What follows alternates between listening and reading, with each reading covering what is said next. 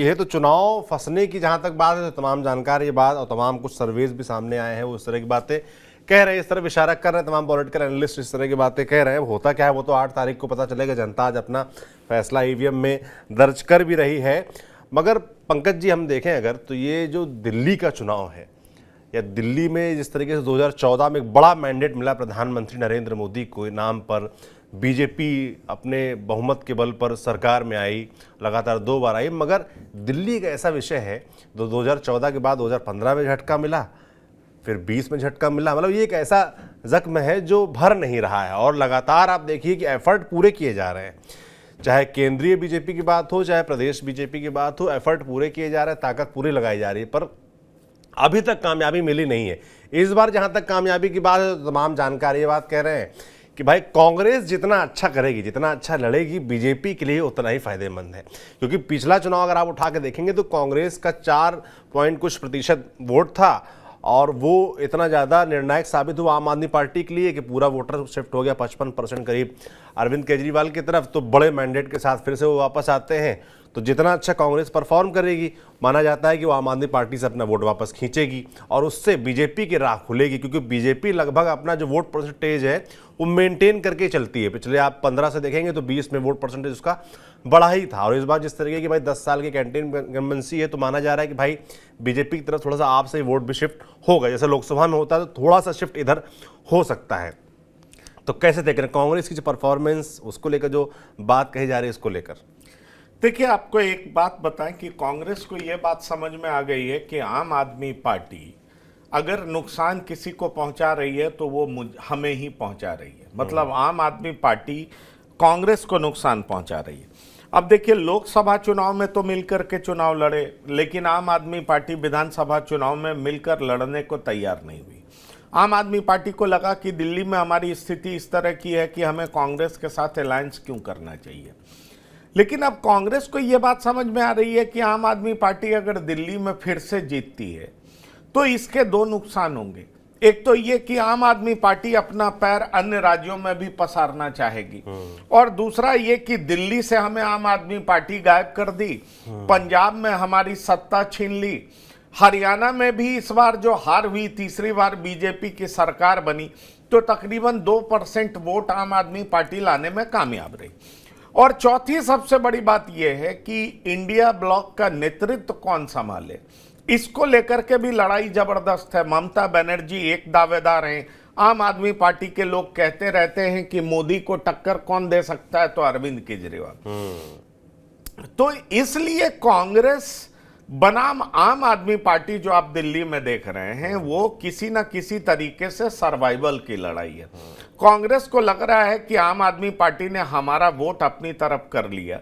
यही स्थिति पंजाब में भी देखी गई और हम हाथ पर हाथ धरे बैठे रह गए।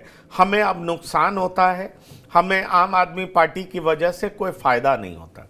आपको याद होगा जो स्थानीय नेता अजय माकन हैं वो लगातार आम आदमी पार्टी के विरोध में बोलते रहे हैं और उन्होंने तो यहां तक कह दिया कि 2013 में हमारा समर्थन आम आदमी पार्टी को देना एक भूल थी। और सौरभ, वो भूल इसलिए कही जा सकती है कि एक बार आपने आम आदमी पार्टी को सत्ता दे दी, उसके बाद आम आदमी पार्टी ने पीछे मुड़ करके नहीं देखा जी।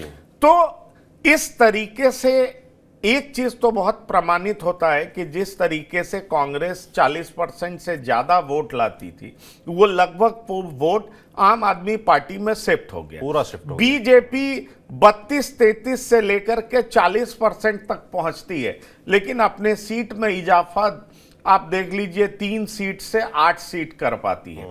इसका मतलब जो ये बहुत बड़ा डिफरेंस है वो 40 से 53-54% का 14% का, उसमें कितना हद तक डेंट पड़ जाता है। क्या बीजेपी 40 से 54 पहुंच सकती है? मुझे गंभीर डाउट है।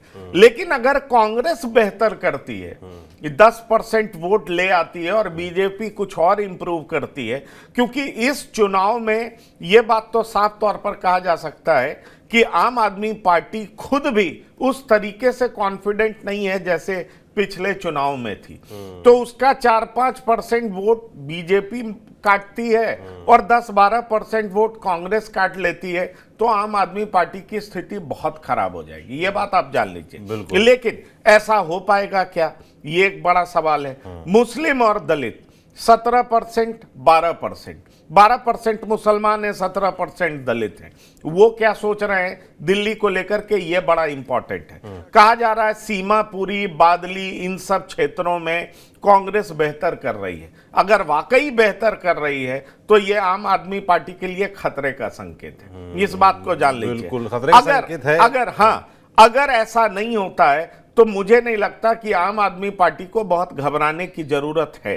पर एक बड़ा फर्क जो पिछले 2 चुनाव और इस चुनाव में मैं देख रहा हूं वो ये है कि आम आदमी पार्टी के पास एक मुद्दा होता था, शस्त्र होता था भ्रष्टाचार का। वो दूसरों पे आरोप लगाती थी, खुद को कट्टर ईमानदार कहती थी। इस बार वो इस मुद्दे पर जोरदार तरीके से अपने विरोधियों को घेर नहीं पा रही है। तो ये एक नुकसान है। सड़कें नुकसान है, यमुना में टॉक्सिक वाटर है, वो एक बड़ा मुद्दा है।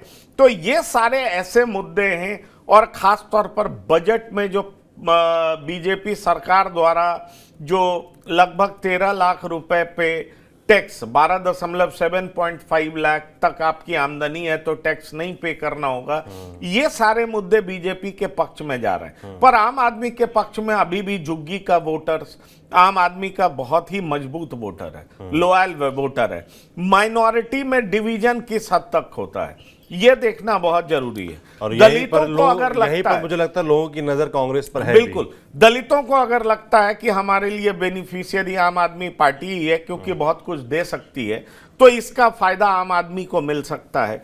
फिलहाल मुझे चुनाव काफी, आप कह लीजिए तो टक्कर वाला दिखाई दे रहा है। रोचक चुनाव की तरफ बढ़ रहे हैं ऐसा लगता है, ऐसे जानकार भी कह रहे हैं। राजनीतिक विश्लेषक हमारे सतेंद्र जी थोड़ा बताइए कि भाई जो कांग्रेस के ऊपर जो दांव है कि कांग्रेस कितना अच्छा परफॉर्म करेगी उससे बीजेपी के लिए रास्ता बनेगा, ये जो एनालिसिस तमाम जानकारों की तरफ से आ रहा है, आप उससे कितना इत्तेफाक रखते हैं और कांग्रेस क्या बेहतर कर पा रही है? इस बार जो है मुझे जहां तक लग रहा है कि कांग्रेस के केंद्रीय नेतृत्व में और स्थानीय नेतृत्व में एक बहुत बड़ा जो गैप था, जो चाहे लोकसभा चुनाव में गठबंधन करने में उनको इस तरह से उपेक्षा का शिकार होना पड़ा स्थानीय उसको, वो कहीं ना कहीं भरता हुआ दिखाई दिया। और सबसे बड़ी बात है, इस बार कांग्रेस के बड़े नेता जितनी मजबूती से नहीं लड़ रहे थे उतना कांग्रेस के कार्यकर्ता लड़ रहे हैं। कई स्थानीय सीटों पे जो कांग्रेस के जो प्रत्याशी अच्छे लड़ रहे हैं, चाहे रागिनी नायक हो, चाहे नागलोई से रोहित चौधरी हो, या अन्य जगह से जो देवेंद्र यादव जी हैं, तो कार्यकर्ता लड़ रहे हैं। अब कांग्रेस की स्थिति ऐसी हो गई छछूंदर वाली कि ना आम आदमी पार्टी को निगल पा रही है ना छोड़ ही पा रही, जो केंद्रीय नेतृत्व को लगभग दिखता है। लेकिन यहाँ पर कांग्रेस ये समझ गई है कि जब तक आम आदमी पार्टी को जो है यहाँ पर पटखनी नहीं मिलेगी, तब तक उसको अपनी राजनीतिक जमीन जो बची हुई है उसको जो है संभालना बड़ा मुश्किल हो जाएगा। क्योंकि हर जगह आप देख रहे हैं जहां भी आम आदमी पार्टी अच्छा प्रदर्शन करती है, वहां चाहे गुजरात हो चाहे पंजाब हो, नुकसान सबसे ज्यादा जो है अगर किसी का हो रहा है कांग्रेस का हो रहा है।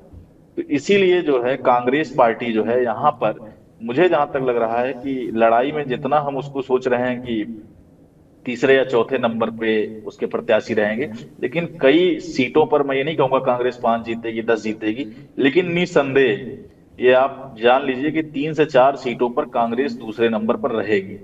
अब वो चाहे ये आप जो ये सीटों का नाम लिया यहाँ पर देखेंगे, और उसका जो है जो कोर वोटर था वो दलित मुस्लिम वोटर थे, ये सब जानते थे। वो सीधे सीधे अगर डेंट पहुंचाएगी कांग्रेस, अगर अच्छा लड़ेगी तो इन्हीं वोटरों पे करेगी। जहां पर बीजेपी का प्रभाव अभी उस तरह से नहीं दिख रहा है, हम लोग उनमें ग्राउंड पे देखा उस तरह से चीजें अभी वहां पर उनमें नहीं दिख रहा है। और वो चीजें बीजेपी ने मिडिल वर्ग को, जो शहरी जो सीटें हैं, खासकर जो दिल्ली की कोर सीटें हैं, वहां पर बीजेपी नो डाउट अच्छा प्रदर्शन कर रही है, आउटर में भी कर रही है। एक पहली बार मैं आपको रोकूंगा फिर आपके पास लौटूंगा। हमारे संवाददाता करुणा शंकर नई दिल्ली से जुड़ गए हमारे साथ। करुणा जी, मैं जानना चाहता हूं कि भाई नई दिल्ली को जो एक बड़ी हॉट सीट है, अरविंद केजरीवाल के लिए कहा जा रहा है कि वो फंस गए हैं, और भी तमाम बड़े चेहरे हैं आम आदमी पार्टी के बारे में कहा जा रहा है कि वो फंसे हुए जंगपुरा में, चाहे मनीष सिसोदिया हों या कालकाजी में आतिशी हों।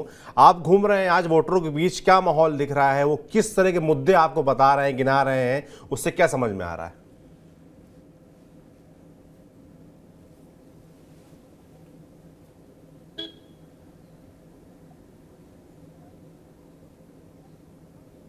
जी देखिए, बिल्कुल आपने ये सही कहा कि ये बहुत ही हॉट सीट है अगर नई दिल्ली विधानसभा सीट की बात करें, और यहाँ पर अभी कुछ मतदाता हैं, मैं उनसे बात भी करूंगा जो वोट डालकर निकले हैं। लेकिन अभी बस कुछ ही देर पहले देखिए यहाँ पर आपने अभी वोट डाला है। Yes sir. थोड़ा आप दिखाइए, कैमरे पर अपनी स्याही दिखाइए। तो क्या मुद्दा है इस बार आपके लिए, क्योंकि ये बहुत ही हॉट सीट है?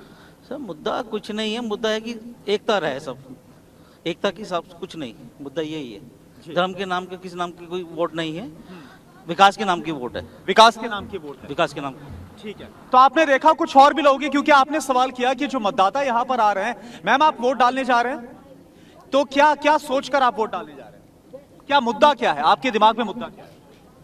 बस शिक्षा, मुद्दा क्या है? रोजगार। रोजगार आपका मुद्दा है। रोजगार है। ठीक है, कुछ और भी लोग हैं। मैम आपने वोट डाल लिया, वोट डाला आपने क्या मुद्दा था आपके दिमाग में? महंगाई का था, बस महंगाई कम हो जाए। हाँ, महंगाई कम हो जाए बस। ठीक है। हाँ, और जो सियासी दल है एक दूसरे पर हमला बोल रहे हैं, भ्रष्टाचार, न जाने क्या क्या कहा जा रहा है, यमुना का मुद्दा ही बनाया जा रहा है। यहाँ पर बड़े बड़े जो चेहरे हैं वो इस बार अरविंद केजरीवाल को चुनौती दे रहे हैं, परवेश वर्मा है, संदीप दीक्षित है। तो ये सब कुछ आपके दिमाग में है क्या? नहीं ऐसा तो नहीं है, कोई भी सरकार आए हम तो चाहते हैं बस थोड़ी सी महंगाई कम हो जाए। अच्छा, महंगाई है। मैम आपका क्या मुद्दा? मेरा भी सेम ही है, महंगाई के लिए ही है, क्योंकि हम थोड़ा मिडिल क्लास फैमिली से बिलोंग करते हैं, तो हमें प्रॉब्लम होती है खर्चा चलाने में, घर चलाने में, प्राइवेट नौकरी को। तो मौजूदा सरकार महंगाई पर डील कर पाई कि नहीं कर पाई? देखते हैं, वैसे तो अभी तक तो हमारा को ऐसी कोई, हाँ अभी तक तो ऐसी कोई फैसिलिटी। आपने वोट डाल लिया? हाँ वोट। आपने वोट डाला मैम? हाँ वोट डाला। आप क्या मुद्दा रहा आपका? हाँ, हमारा भी यही मुद्दा है। हम तो घर की औरतें, घर के काम करने वाले हैंगे, हमारा तो यही है, चूल चौका कर वो महंगाई का। कैसी सरकार चाहते हैं जो कि महंगाई से राहत दे? तो आपने देखा खासतौर पर जो महिलाएं और जो यहाँ पर पुरुष मतदाता हैं, मैं उनसे बात करूंगा और उनसे जानूंगा कि आखिर जब वो अपना वोट कास्ट कर रहे हैं तब वो क्या सोच रहे हैं, क्या उन्होंने। आपने वोट डाला क्या? अच्छा, लेकिन आपके लिए मुद्दा क्या है, आप जरा अगर बता पाए। विकास का मुद्दा है। विकास का मुद्दा है। ये सरकार कहती है मुझे सेंटर काम नहीं करने देता, तो आप आओ ही मत, ऐसा काम ऐसे नेता को लेके आओ जो ऊपर नीचे दोनों डबल इंजन की सरकार चाहते हैं। ठीक है, यानी कि डबल इंजन की सरकार, ये आपका मुद्दा है। तो कुछ इस तरह से जो बातचीत है मतदाताओं से, इससे आपको अंदाजा लग रहा होगा कि जो आम मतदाता जब यहां पर जा रहा है तो वो क्या सोचकर जा रहा है और फिर अपना वोट कास्ट कर रहा है। और रही बात अगर अरविंद केजरीवाल की, तो देखिए कुछ ही देर पहले जो आपने तस्वीरें भी देखी होंगी, अरविंद केजरीवाल अपने पूरे परिवार के साथ यहां पर पहुंचे थे। उनके साथ उनके पिताजी गोविंद राम केजरीवाल मौजूद थे, साथ साथ उनकी माता, उनकी पत्नी सुनीता केजरीवाल और उनके बेटे भी उनके साथ मौजूद थे। और वो यहां पर आए तो उनसे जब सवाल पूछा गया आज वोटिंग को लेकर भी और यहां पर जो सियासी फाइट है, तो उन्होंने कुल मिलाकर यही बताया कि जो इस बार का मुद्दा है, उन्होंने फिर से शिक्षा का जिक्र किया, एक बार फिर से उन्होंने स्वास्थ्य का जिक्र किया। और सुनीता केजरीवाल जो उनकी पत्नी है, जब उनसे बात की गई तो उनकी तरफ से जो गुंडागर्दी का मसला बार बार आम आदमी पार्टी की तरफ से मुद्दा उठाया जा रहा है, उन्होंने इसका जिक्र किया। इससे ज्यादा बातचीत नहीं हुई है। कुल मिलाकर मुकाबला बहुत ज्यादा कड़ा। और आज आपने सुबह की तस्वीरें भी देखी होंगी किस तरह से परवेश वर्मा जो बीजेपी की तरफ से फाइट दे रहे हैं, अरविंद केजरीवाल को आईटीओ के घाट पर पहुंचे थे, यमुना किनारे, और वहां पर उन्होंने पूजा अर्चना की थी। यानी कुल मिलाकर बीजेपी के दिमाग में यह है कि यह मुद्दा बहुत ज्यादा बड़ा है यमुना का, क्योंकि अरविंद केजरीवाल ने वादा किया था दिल्ली वासियों से कि वो डुबकी लगाएंगे, यमुना को इतना ज्यादा साफ कर देंगे, क्लीन कर देंगे। तो अब देखना होगा कि आज जो मतदाता यहां पर पहुंच रहा है, यहां पर आप देखिए एक और मतदाता मैं देख पा रहा हूं जो कि व्हील चेयर पर आए हैं। आपने मतदान कर लिया क्या? अभी आप जा रहे हैं, तो मैं देख पा रहा हूं सबसे बड़ी ये काबिले तारीफ है कि आप इस अवस्था में यहाँ पर मतदान करने आओ, और ये भी अपने आप में सभी को प्रेरित भी करता है कि आप आए और सबसे बड़ा अपना जो कर्तव्य है वो निभाएं। एक बात बताइए, जब आप मतदान करने जा रहे हैं तो क्या चीज है ऐसी जो आपके दिमाग में है? देश के लिए है। देश के लिए मुद्दा क्या है आपके लिए? मुद्दा क्या है? सही रहे, हमारा देश सही चले। देश सही से हाँ, हमारे दिल्ली में सब कुछ सही से काम हो रहा है? सही से चले, पब्लिक सही से चले, कोई वो नहीं हो गड़बड़। अच्छा, दिल्ली में सब काम ठीक से हो रहा है? अभी कहाँ हो रहा है, अब होगा। अब देखो आज पार्टी आएगी जब सही हो। अच्छा, आप भी वोट डालने जा रहे हैं? जी। आप एक युवा भी हैं, आप एक युवा होने के नाते क्या सोचते हैं?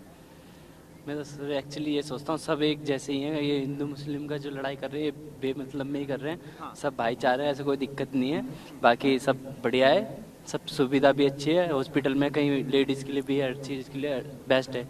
ऑफर बीजेपी ने भी काफ़ी करा, केजरीवाल ने भी बहुत फ्री करी, बिजली लाइट ये सब बढ़िया करा इस टाइम। अब देखो एक्चुअली क्या है कि अब जो भी आए तो जो भी पार्टी बने इससे कोई मतलब नहीं, पर हाँ अच्छे के लिए ही करे, कोई गलत ना करे। एक वो होता है अंदर से विश्वास इंसान के लिए। जैसे मैं जॉब के लिए तलाश रहा हूँ, जॉब भी नहीं मिली है। रोजगार आपके लिए मुद्दा? जॉब के लिए मेरा अभी मैं इंटरव्यू देकर आया काफ़ी जगह, वहाँ से कोई अभी तक लेटर भी नहीं आया, कुछ भी नहीं आया, कुछ पता भी नहीं चल रहा। कह रहे हैं कि हम बताएंगे ठीक है, यानी आपने देखा कि किस तरह से यहाँ पर अलग अलग, चाहे वो महिला हो पुरुष हो, कुछ महिलाओं को मैं देख पा रहा हूं। मैम एक सेकेंड, अभी आपने वोट कास्ट किया, वोट डालकर आप एक बार अगर आप अपनी स्याही दिखा पाए उंगली की, तो ये देखिए थोड़ा सा कैमरे की तरफ अगर आप इसको दिखाएंगे, तो आपने जब वोट डाला क्या मुद्दा आपके दिमाग में था जब आपने वोट डाला? सबका साथ सबका विकास, बदलाव जरूरी है। अच्छा, बदलाव प्रकृति का नियम है। ठीक है, आप बताइए मैम। जी, दिस इज सीक्रेट वन। नहीं, मुद्दा क्या था? मैं ये नहीं पूछना कि आपने किसको वोट डाला, मैं ये पूछ रहा हूं जो आपने वोट डाला, क्योंकि सब सियासी दल अलग अलग बात कर रहे हैं, नारेबाजी है, वादे कर रहे हैं, तो मेरा यही सवाल है कि मुद्दा क्या था जब आपने वोट डाला? जी, मुद्दा तो ये है कि बेरोजगारी को हम लोग को करुणा, अगर आप महिलाओं से पूछ पाए कि जो 2100 देने की बात है, 2500 देने का वादा है, उसके बारे में महिलाएं क्या सोचती हैं? क्या वो दिमाग में चल रहा है वोट देते वक्त? तो शुक्रिया, बहुत बहुत शुक्रिया। तो ये अलग अलग जो मतदाता है जो यहाँ पर पहुंच रहे हैं, उनसे हमने बात की और आपको एक अंदाजा लगा कि आखिर क्या सोचकर जो मतदाता है वो यहाँ पर पहुंच रहा है।